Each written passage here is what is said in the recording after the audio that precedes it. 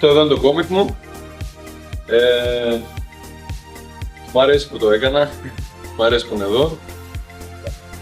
Γενικά μου άρεσε και η θεματική είναι στα όρια τα χαοτικά που με ηρεμεί η όλη διαδικασία του του κόμικ να είναι λίγο χαοτική.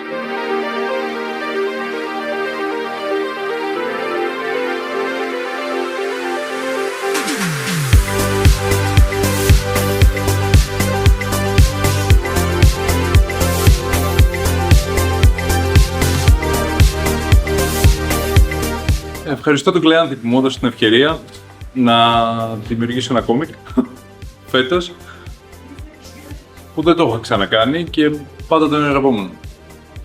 Ευχαριστώ.